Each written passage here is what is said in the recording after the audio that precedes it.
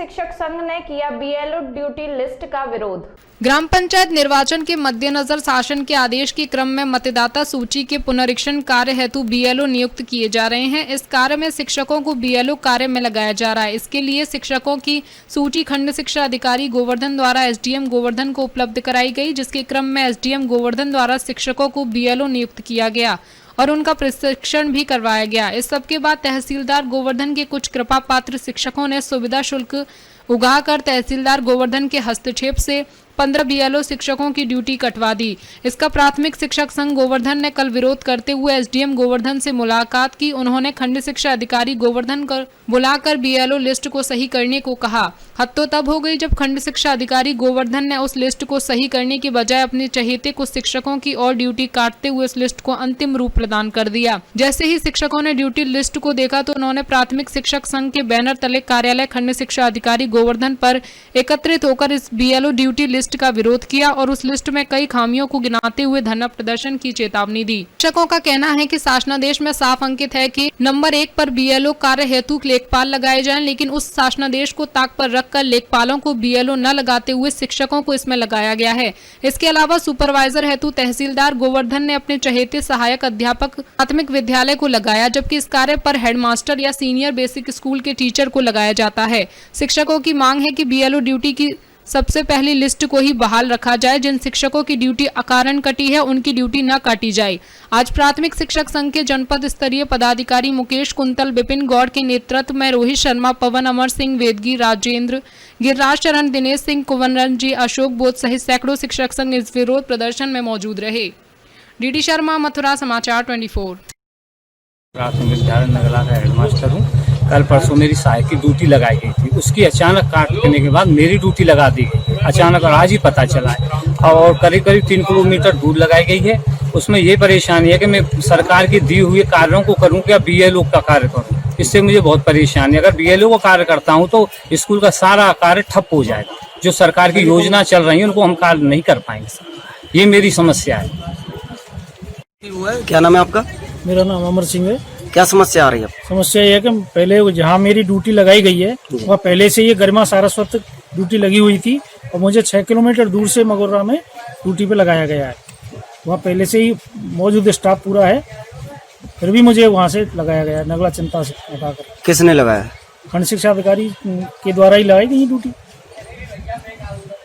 तो आपने इसकी शिकायत की है कहीं? फिर नहीं, अभी यहाँ मिलने आए थे लेकिन आज वो मिले नहीं। तो आगे क्या आपकी मांग है? आगे ये उनसे मिल करके फिर आगे बढ़ाएंगे कार्रवाई को। क्या नाम है सर? मेरा नाम गिरिराज चरण गोस्वामी। क्या समस्या? समस्या ये है कि साहब वरिष्ठ अध्यापक है हम लोग, और हम लोगों को ये बीएलओ बना रहे हैं बार बार। कभी लिस्ट में नाम है, कभी नहीं है, कभी है, कभी नहीं है। कौन बना रहे हैं? ये जो है अधिकारीगण। तो आपने इसकी शिकायत की? मैंने कई बार जो है एसडीएम महोदय को पत्र दे चुका हूँ मैं, और मेरा इलाज भी चल रहा है। तो क्या कोई कार्रवाई का आश्वासन दिया? कार्रवाई के लिए वो आश्वासन देते थे, ड्यूटी कट जाती है फिर लगा देते हैं वो।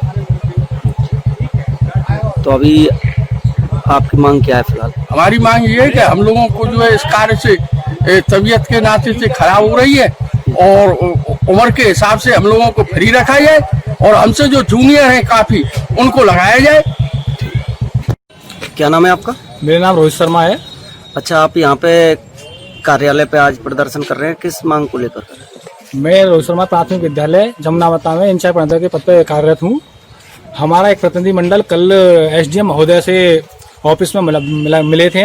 हमने अपने बात को उनके सामने रखा कि एक अध्यापक के 3-3 हजार वोटों के एक पूरा गांव एक अध्यापक कर रहा है, जबकि वहाँ और भी स्टाफ हैं जहाँ ड्यूटी लग सकती हैं, और इसमें बड़े पक्षपात के साथ काम किया जा रहा है। और शासनादेश बीएलओ में लगाने के लिए ये कहता है नंबर 1 पर लेखपाल, उसके बाद लेखपालों से पूर्ति नहीं होती है, उसके बाद दूसरे विकल्प भी दिए हुए हैं उसमें। और इसमें इन पक्षपात को करते हुए केवल अध्यापकों को ड्यूटी पर लगाया जा रहा है। बस ड्यूटियां कौन लगा रहा है? ड्यूटियां तहसील स्तर से लगाई गई हैं, एसडीएम महोदय जी और खंड शिक्षा अधिकारी जी के द्वारा ये रिकमेंड पे ड्यूटी लगी है। तो इसमें क्या अनियमितता है? जबकि हमारे खंड शिक्षा महोदय ये कह रहे हैं कि ड्यूटी मैंने कोई रिकमेंड नहीं किया है, ड्यूटी अपने आप लगी है हवा में ही। ऐसे हमारे महोदय जी के शब्दवान है। और क्या समस्या है? और इंचार्ज प्रधान को ड्यूटी लगाई जा रही है। इंचार्ज प्रधान किताब भी लेके जाए, इंचार्ज प्रधान सर्वे काम करे और सब BLO करो इस जगह और दूसरे गांव में ड्यूटी करो। और सीधा सीधा एक फंडा चल रहा है, ड्यूटियों को काटा जा रहा है। बहुत ड्यूटियां इसमें कट चुकी हैं। शिक्षा मित्रों को काट दिया गया, उनको बताया गया कि लोकलिटी के आधार पर ये नहीं रखे जाते थे। उनके सापेक्ष में 15 अध्यापकों की ड्यूटी और काट दी गई। और जैसे कोई तहसीलदार का रिश्तेदार है जो किसी का संबंधी है, उसकी ड्यूटी काट दी। केवल और केवल सही व्यक्तियों को ये दोषारोपण कर रहे हैं और परेशान किया जा रहा है इनको। ड्यूटियां कौन लगा रहे हैं? ड्यूटियां तो खंड शिक्षा SDM साहब लगा रहे हैं, SDM साहब खंड शिक्षा लगा रहे हैं। ऐसा हमको पता ही नहीं पड़ रही ड्यूटी कौन लगा रहा है। और तहसीलदार ऐसी भी ड्यूटियां लग गई हैं। तहसीलदार साहब का क्या रोल है इसमें?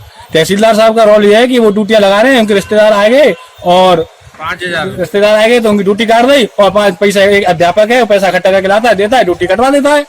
पैसे किसको देते हैं? उनका एक दलाल है, तहसीलदार जी को देते हैं।